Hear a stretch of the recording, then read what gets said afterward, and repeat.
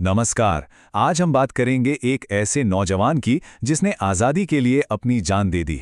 ये कहानी है शहीद आज़म भगत सिंह की, उनके त्याग, उनके साहस और उनके एक ऐसे सपने की जो कभी नहीं मर सकता। तो चलिए इस कहानी के दिल में उतरते हैं। यह सवाल यह सवाल अपने आप में बहुत कुछ कहता है। आखिर ऐसी कौन सी आग थी उनके सीने में कि मौत को भी उन्होंने हंसते हंसते गले लगा लिया। और जब हम उनकी उम्र के बारे में सोचते हैं तो ये सवाल और भी गहरा हो जाता है। सिर्फ 23 साल। सोचे, जिस उम्र में लोग अपने भविष्य के सपने देखते हैं, उस उम्र में उन्होंने देश के लिए अपना आज, अपना कल, सब कुछ न्यौछावर कर दिया। तो इस क्यों का जवाब जानने के लिए हमें कहानी की शुरुआत में चलना होगा। कहां से आई ये क्रांति की ज्वाला? इसकी जड़ें कहां थीं? बात है 28 सितंबर 1907 की। पंजाब के बंगा गांव में भगत सिंह का जन्म हुआ और कह सकते हैं कि क्रांति तो उनके खून में ही थी। उनका पूरा परिवार पहले से ही आज़ादी की लड़ाई का हिस्सा था, तो उनके लिए देशभक्ति सांस लेने जितनी ही स्वाभाविक थी। लेकिन फिर एक ऐसी घटना हुई जिसने इस नौजवान के मन पर एक बहुत ही गहरा और कभी न मिटने वाला असर डाला। साल 1919 का जलियांवाला बाग हत्याकांड। ये उनके जीवन का एक निर्णायक मोड़ साबित हुआ। जलियांवाला बाग में जो बेगुनाहों का खून बहा, उसने भगत सिंह के अंदर की आग को एक ज्वाला बना दिया। उन्होंने उसी पल तय कर लिया कि अब बातों से काम नहीं चलेगा, अब बलिदान देना होगा और देश को आज़ाद कराना होगा। चलिए अब कहानी में थोड़ा आगे बढ़ते हैं और उनके उस मशहूर कदम पर नजर डालते हैं जिसने ब्रिटिश साम्राज्य की नींव तक हिलाकर रख दी थी। साल था 1929। जगह थी दिल्ली की सेंट्रल असेंबली। भगत सिंह और बटुकेश्वर दत्त ने वहां एक बम फेंका, लेकिन यह धमाका किसी को मारने के लिए नहीं, बल्कि एक सोए हुए साम्राज्य को जगाने के लिए था। यहां एक बात समझनी बहुत जरूरी है कि उस बम का मकसद किसी की जान लेना था ही नहीं। वो तो बस एक जोरदार आवाज थी, एक धमाका, ताकि जो बहरी सरकार है उसके कानों तक आवाज पहुंचे। ये क्रांति का एक खुला ऐलान था। और देखिए उनका हौसला। बम फेंकने के बाद वो भागे नहीं, वो वहीं खड़े रहे, इनकलाब जिंदाबाद के नारे लगाते रहे और जानबूझकर अपनी गिरफ्तारी दी। पता है क्यों?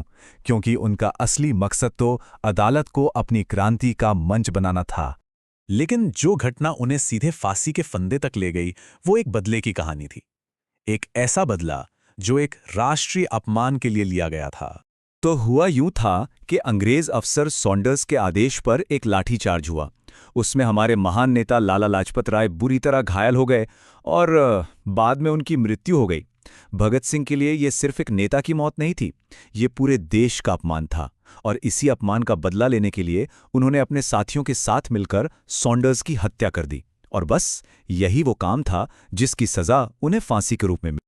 और अब हम कहानी के उस आखिरी हिस्से पर आ पहुंचे हैं, वो पल जब एक क्रांतिकारी हमेशा हमेशा के लिए अमर हो गया।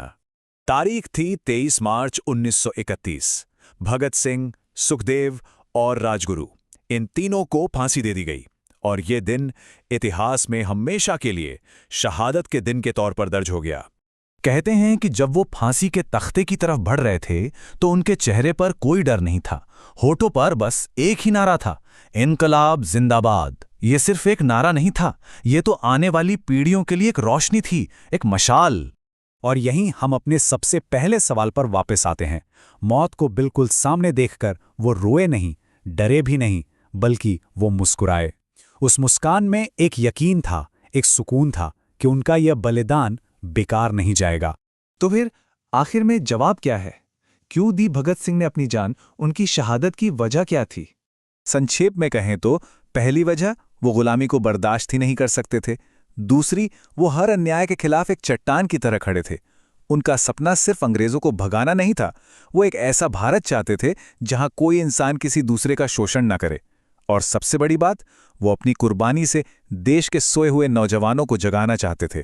मतलब उनकी सोच सिर्फ राजनीतिक आज़ादी तक ही सीमित नहीं थी, वो उससे कहीं आगे की बात कर रहे थे। वो एक ऐसा जागरूक भारत बनाना चाहते थे जहां हर इंसान सिर्फ आज़ाद न हो, बल्कि अपनी जिम्मेदारियों को भी समझे। और आखिर में ये कहानी हमारे लिए एक सवाल छोड़ जाती है। क्या भगत सिंह सिर्फ इतिहास की किताबों का एक नाम है, या फिर वो एक सोच है, एक विचार जो आज भी हर अन्याय के खिलाफ हमारी आवाज बन सकता है।